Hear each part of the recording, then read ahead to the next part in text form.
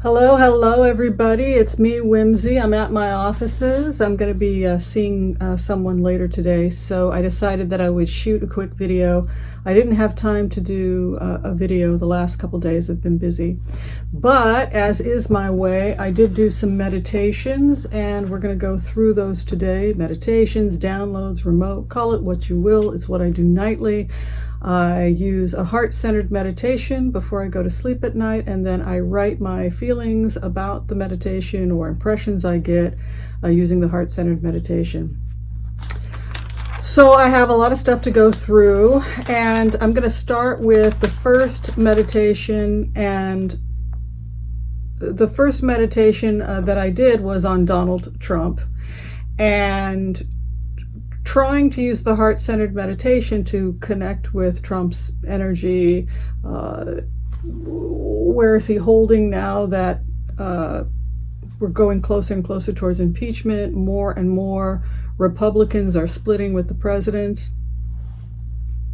And so this is what I heard. This is the message from Trump. It says, he said, they want me to quit. So he's saying they want me to quit. I assume he means the Democrats, but he might be talking about other people as well. So he says, they want me to quit. Do you want me to quit? He said it's been a tremendous emotional strain on him and his family, his time in the White House. He said that his daughter is very upset. And so according to him, he has a very close relationship with his daughter Ivanka. She's been extremely upset. And he said that my relationship with Ivanka, I'm very close to her. It breaks my heart to see how upset my daughter is. I hope you're happy. You've bankrupted me. You bankrupted friends of mine, family, and staff. We are now drowning in lawsuits. This is the liberal war against this administration.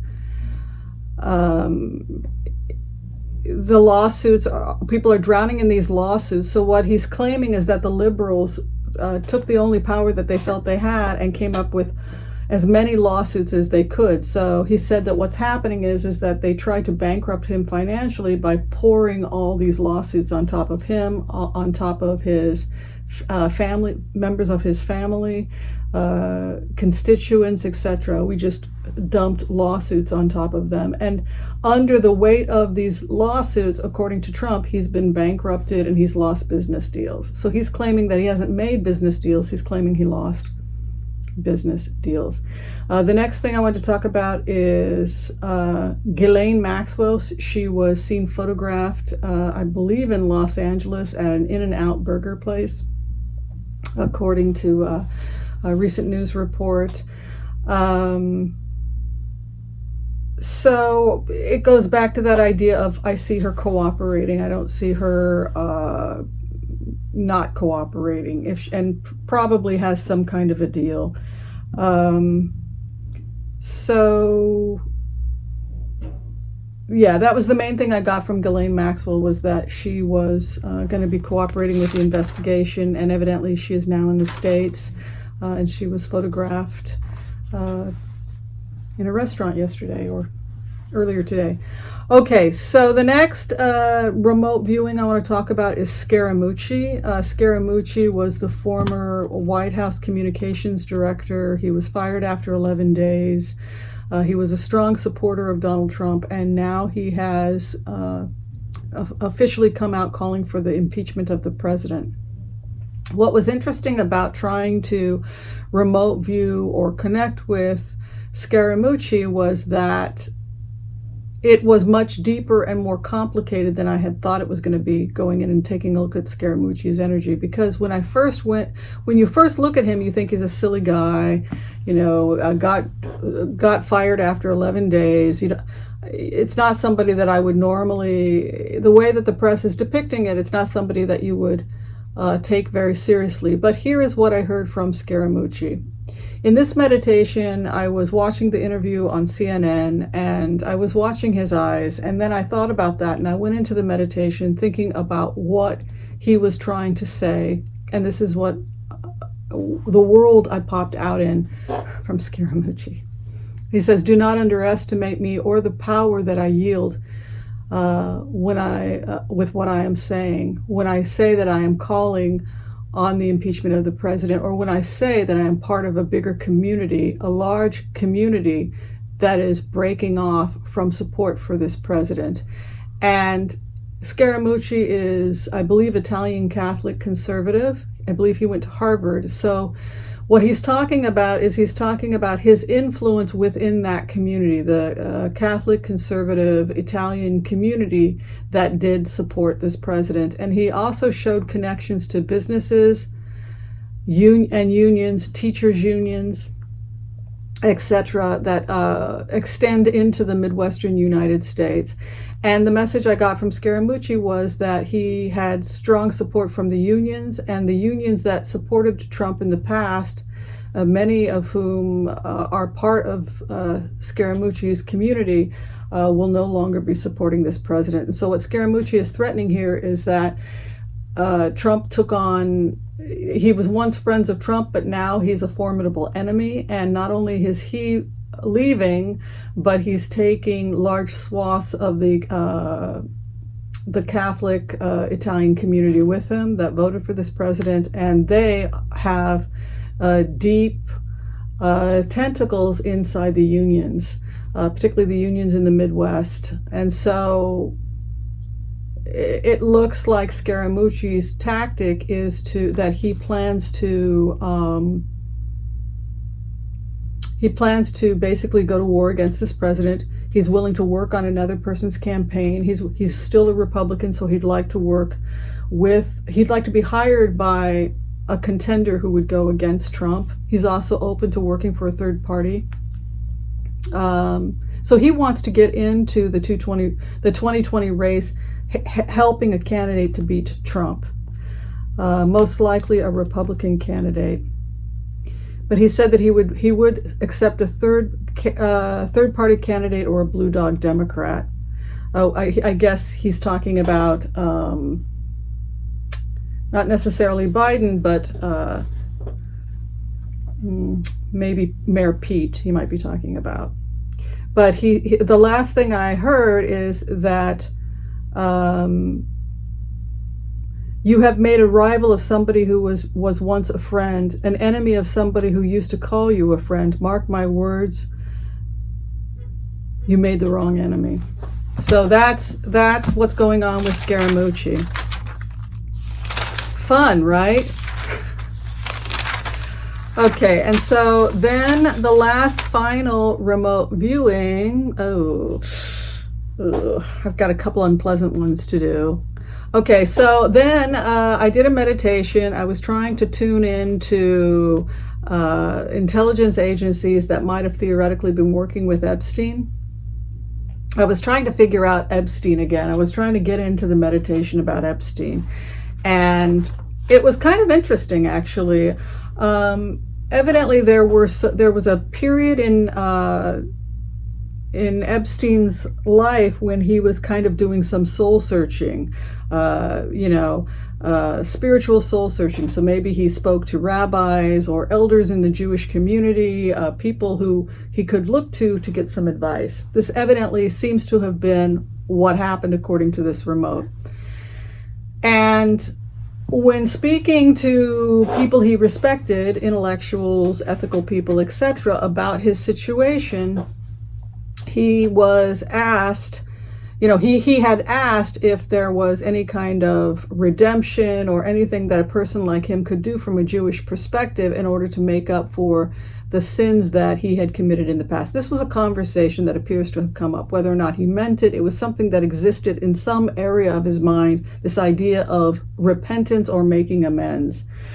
And so that is the point at which he began to weaponize the film footage. The part of the film footage was to possibly bribe people, but it was also to protect himself. That's why he had it in a safe. But it seems to be weaponized in a way where he's being told in this remote that if he takes all that film footage, if he takes all that and he gives it to the intelligence agencies like Israel, Mossad, then in some way he has redeemed himself for having hurt so many people. That would be a redemption for him. And so that is what he does. He, through people who have connections, he seems to have communicated with Israeli intelligence as some kind of repentance and starts handing things over.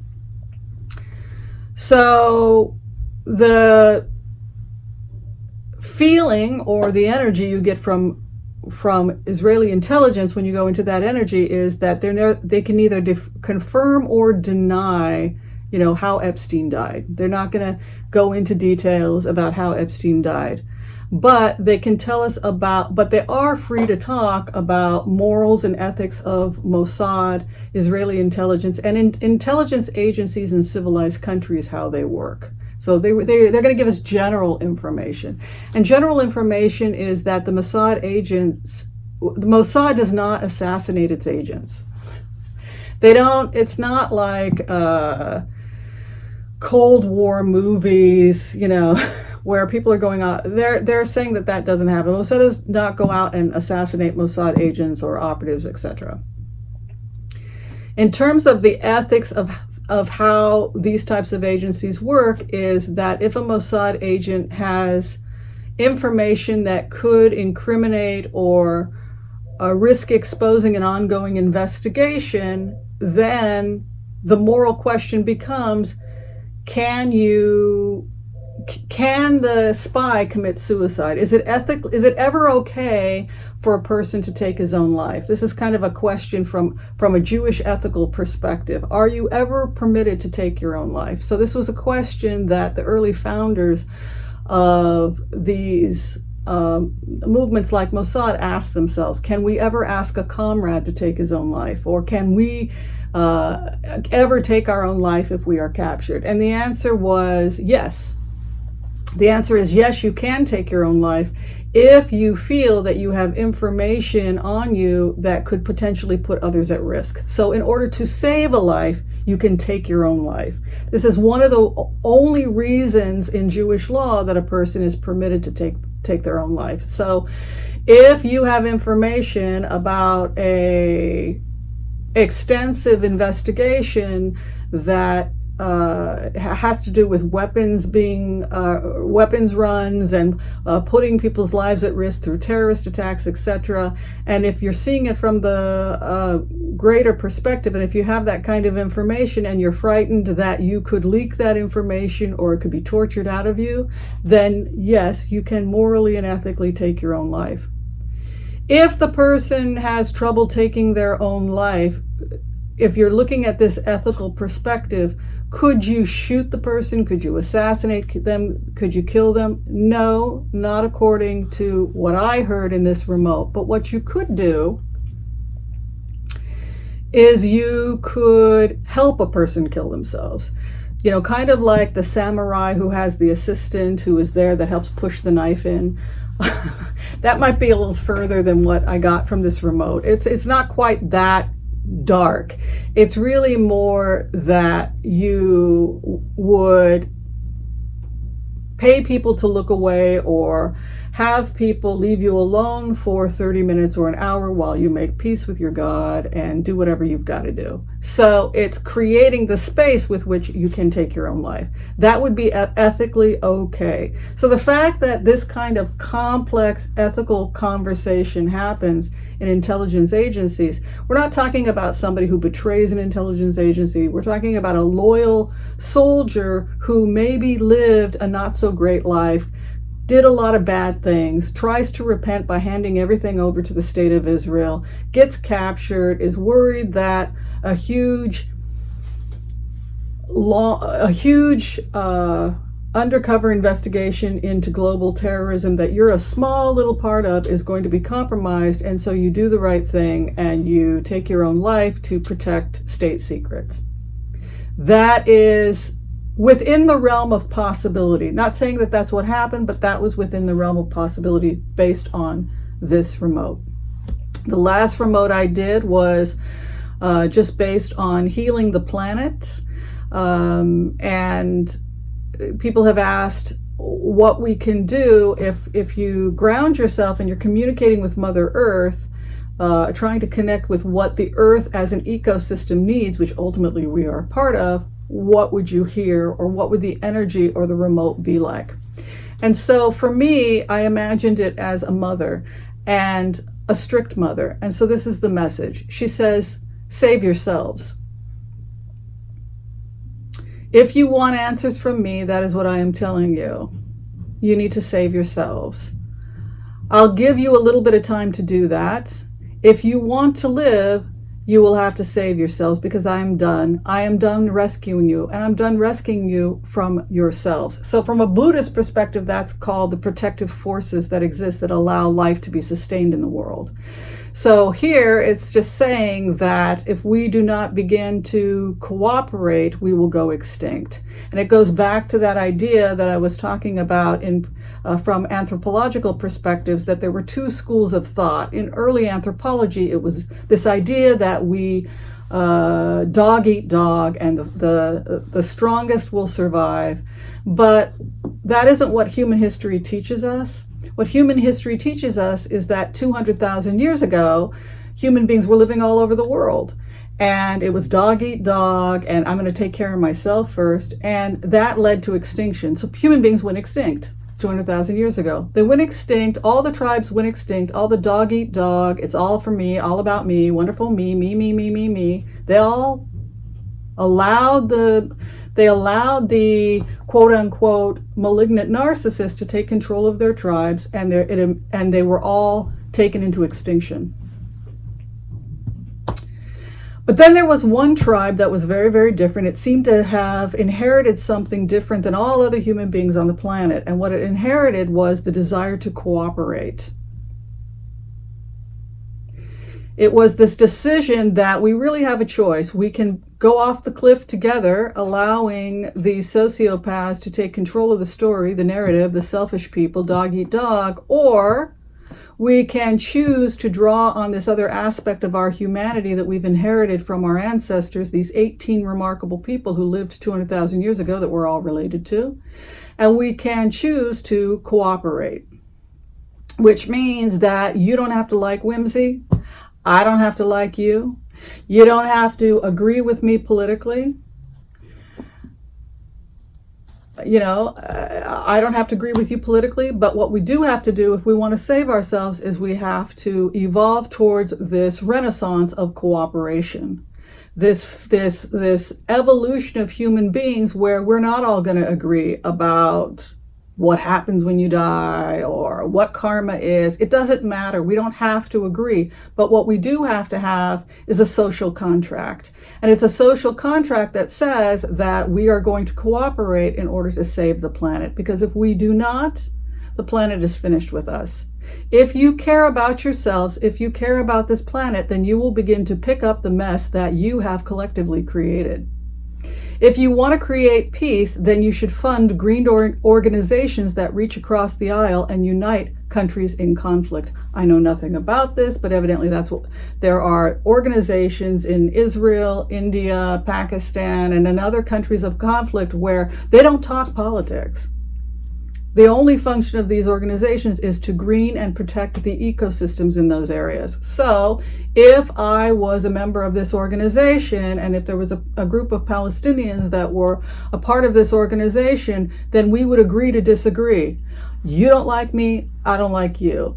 We don't get along, but let's agree that we're going to build a forest. Let's agree that we're going to save the ecosystem of Palestine and Israel. So there have to be rules. There has to be a social contract that first and foremost, the earth comes first. So let's start planting some trees. Let's start clearing trees to reduce fire in certain areas. Let's have healthy, let's maintain healthy forest all the way from the Israel side to the Palestinian side, Syrian side, etc. Stop talking politics. That's what I'm hearing in this remote. Politics is going to get you nowhere, and start instead talking about the health care of the planet, which is sick. She's sick. What are you going to do about it? That's all you have to worry about. And if you can get involved in green organizations where we're building, there's no reason the Carmel forest beautiful rainforest, the Carmel forest, should only be in Israel. We should extend these forests. She says extend them and work with nature conservatory people across the aisle. They're the people that are going to hail the new energy that the planet needs. And you don't have to like each other. The day will come when we'll be able to sit down and have lunch and talk about the ecosystem. But if we're not there yet, that's okay. And we don't necessarily even have to ever get there, but we do have to enter into a state in our spiritual evolution where we cooperate with one another. Because if we do not cooperate with one another, as assuredly as it happened before, we will go extinct. All right, I want to thank everybody for watching this remote view today. Be sure and share, like, subscribe. And if you'd like to get in for a tarot reading, please reach out to me. I will leave my information below. Thanks for watching, everyone. We'll see you next time. Peace out.